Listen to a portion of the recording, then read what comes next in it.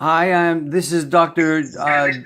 John DiMartini, who is a man with a mission on the planet. And I met Dr. John over 12 years ago on the middle of his mission. And it's taken me 12 years to wake up that I should be helping him more. So, John, I attended your session the other day, and you talked about a number of things. And I'd like you to sort of introduce yourself to the audience of thatchannel.com and tell them a little bit about you. I say to you, you're the best teacher that I've met of all the master teachers. That I've been traveling the world since 1997, and you are the best that I've met. And I've met Tony Robbins, I've met the Lamas, I've met the gurus, I've talked to all the people at the Mind Valley and Barbara Marx Hubbard and Irvin Laszlo and all those people, and none of them teach what you teach as well as you teach it. So with that introduction, can you give us some little insights into where you're going? Where do you see yourself going, and how does it relate to, well, the theme of today, which is emotional intelligence? We're going to talk about emotional intelligence. Well, from my research, which I've been accumulating over the last 46 years, I believe that each individual, regardless of gender or culture or age, has a set of priorities, a set of values, things that are most important to least important in their life.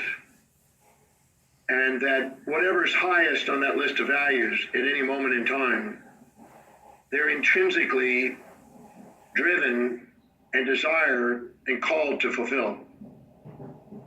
And that's unique, like a fingerprint or a snowflake, to each individual. And when people congruently align themselves and have strategies to fulfill what they're most inspired to fulfill, they excel. And they awaken, and they expand, and they give themselves permission to do extraordinary things on the planet. And what I do is I do my best to assist people in clarifying what that is, structuring their life in such a way they can fulfill that, so they can make the difference that they dream about.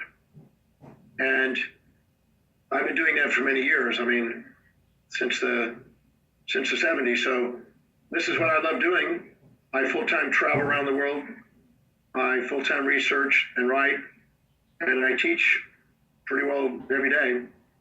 And so helping people find out what that is that they're called to do, and help them structure it, ground it, so it's got a real pathway and a real strategy to fulfill it, and to help them stay focused on that so they can fulfill something that's extremely meaningful and that makes a contribution on the planet.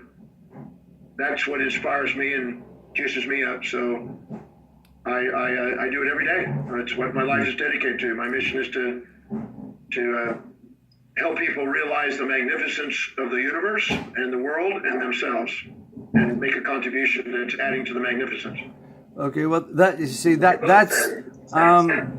a way, I'm inspired myself because I see, or my vision of the future is that we develop resident coordinators in every country around the world.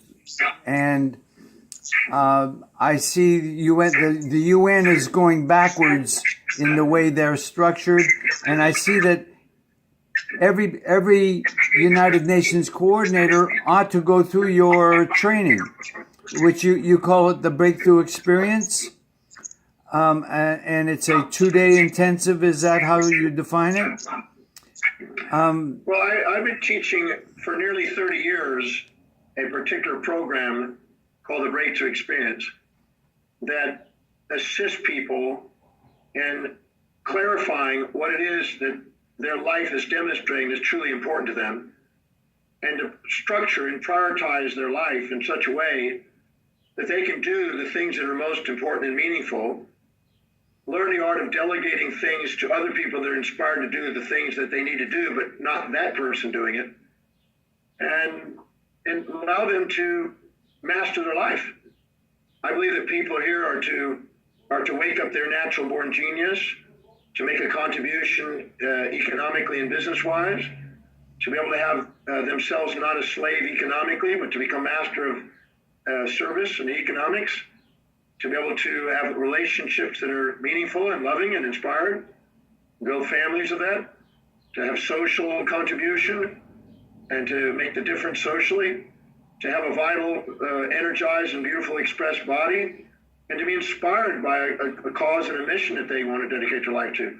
And the Breakthrough Experience, which I've done 1,041 times now, is my program to assist people in at least starting on that journey of mastering their life. Well, you know, you're so busy. But you have, I understand, like 4,500 trainers that you've already trained that teach your program. Is that what?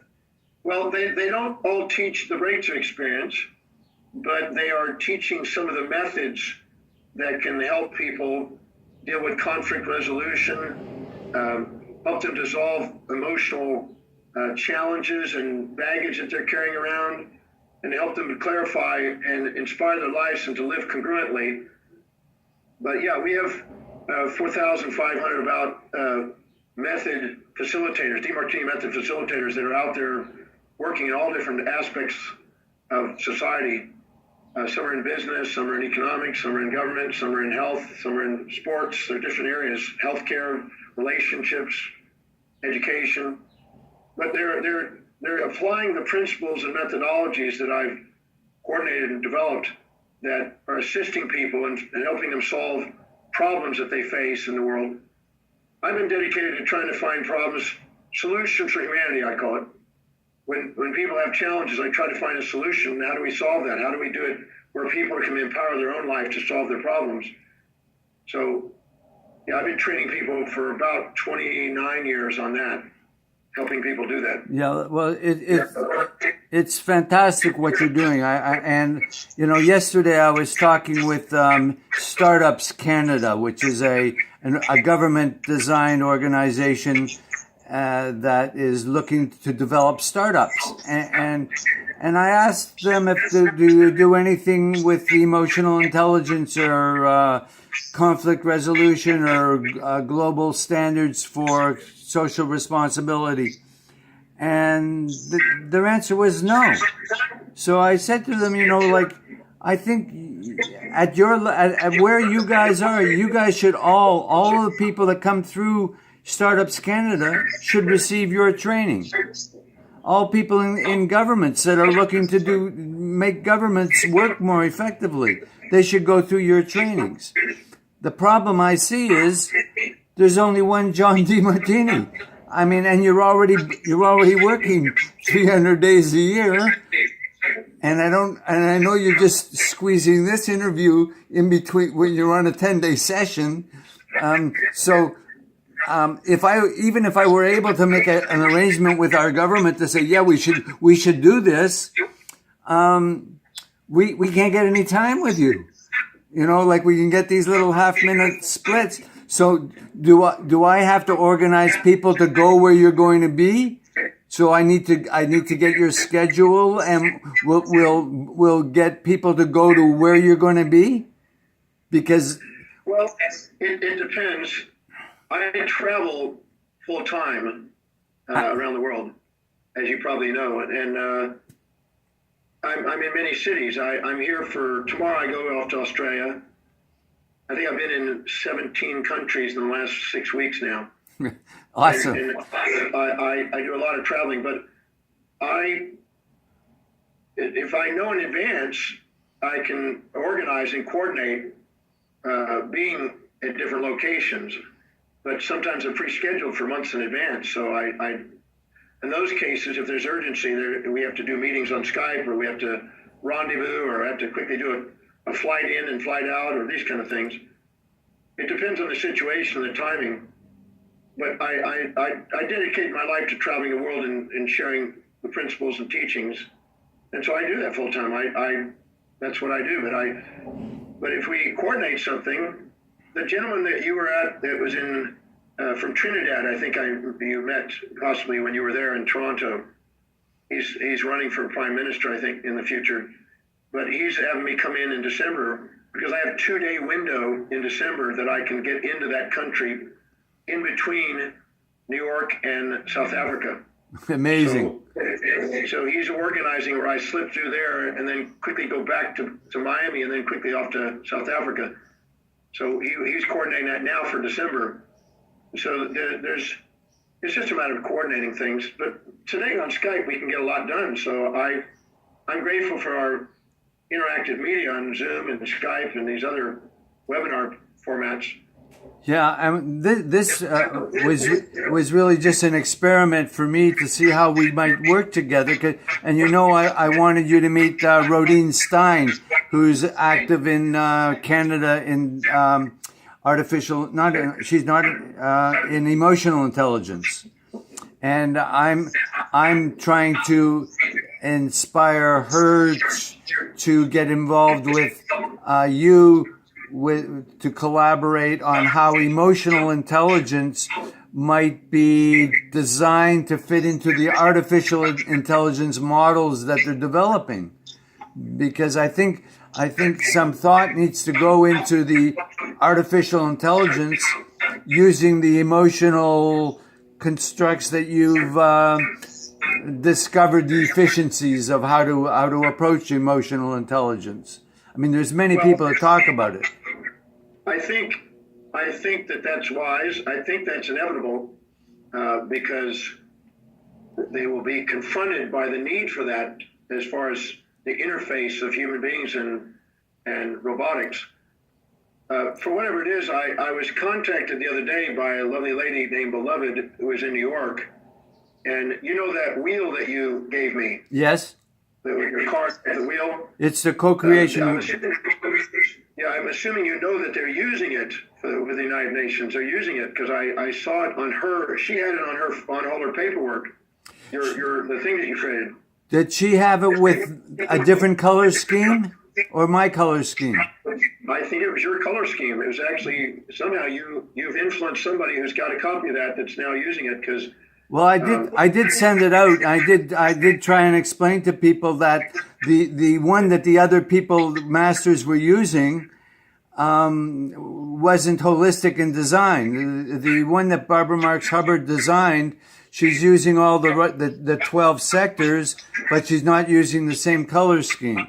And I think it was yours because I looked at it and went, oh, I just saw that the other day in Toronto, and. But there's a conference in New York where they're some sort of UN meeting or whatever that they're having, and they had it on the literature. So she sent it and asked me if I could be there. And I said, I can't be there. I'm in the middle of a 10-day seminar. Well, that's fantastic to hear that.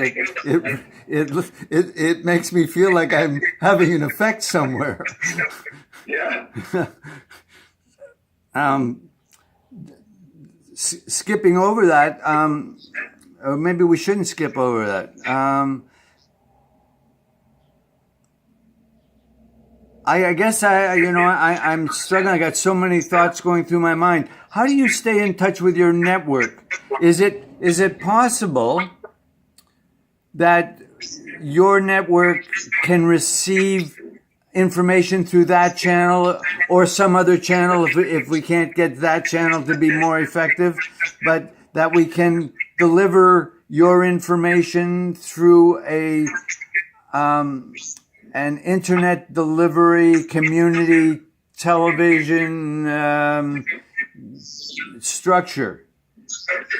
Well, once a month I have a webinar that goes out. We probably have around 10,000 people that listen in, and what we do is just a conversation and a little message for everybody, and let people know what we're doing, and a theme that's a topic that I will address for an hour, and then obviously we have a Facebook community and Okay. an internet So- network that we communicate with regularly with. Okay, so your webinar that we can link into your webinar and republish it into the United Nations Coordinator Development Network, so that I'm sure it can be. I don't know all those technologies, but I'm sure somebody knows how to put all that together. well, I think that's what our job is, to figure out how to do that. On my job will be to how do we leverage out what it is you're already doing, so that I don't add work to you, but I just see what you're doing. So your webinars are one thing.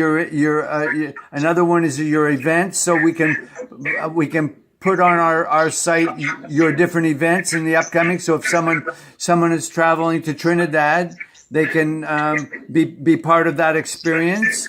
And Trinidad Tobago is also very well known for diving. So we could organize a diving tour along with it. So. But that would be a separate thing that we don't want to do. But we want to make the opportunity for learning from you easier and more enjoyable. Not that I didn't enjoy. I always enjoy being around you. But imagine that when you go to Trinidad, there's 10 people from Canada there that are down there to meet you and do the diving and see how you're doing it in a what's called a third world country. Because Trinidad and Tobago, for example, I don't know if they have a UN resident coordinator, but we should find out if they have one, and that person should become the go-to person in your network in Trinidad Tobago. And your whole network, how many teachers do you have in Canada or in Toronto, for example? I don't know. I have to go and have somebody give me that exact data. I've been speaking in Canada in Toronto for about 30-something years. So there's quite a number of people that already understand what you're talking about. And they would be fodder for becoming the UN resident coordinator for Canada. Because I don't want to be that person. I want to train that person using your training. Yeah, I don't know all those answers. I don't know all the involvement in what's required in the training. I don't know all those responsibilities. I've looked it up and I read about it, but I don't know all those things. That's something you're an expert in. I don't have all that knowledge. But and I have to. The key is to find somebody whose intrinsic values are the ones that are most congruent with the requirements and responsibilities and action steps that require. So there's no micromanaging needed. They just have a calling to fulfill the things that will serve people. It's wise to be selective in that and find somebody that's inspired to do that role, so they make the contribution. Okay. Well. Let's say that I'm going to run ahead like a bull in a china shop, as it were, and check in with you from time to time. And let's see what happens, because you haven't had your lunch yet.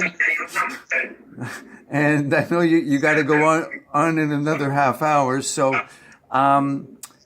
respecting your time and everything, I feel really good about what happened today, even though I feel terrible about what happened today.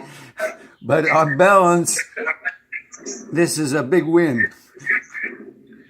Well, everything is on the way, not in the way. So we look at it in a way where whatever happens in life, you ask, how specifically is this helping me go forward in achieving what my calling and mission is? And so there's no mistakes on our compadre that was unable to have the technology available today. But the reality is that we'll check in and we'll find out what we can do to assist each other in our missions. All right. Well, it's the same mission. It's just that I've got more papers on my desk, and I got to get them off my desk. And so we'll end this for here, John. I love you. Thank you so much.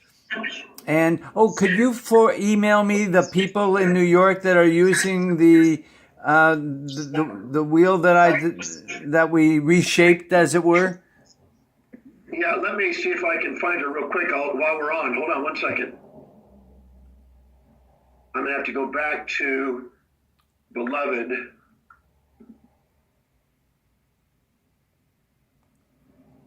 Okay, this is... Is she a student of yours, or what was her role? She's been to some talks, and she's doing a forgiveness program there at a peace conference. Awesome. And so I'll just send you what she's got. It's your email. Give me your email again. For some reason, I don't have it on here. It's not pulling up. mgold at homeplanet.org. mgold at homeplanet.org.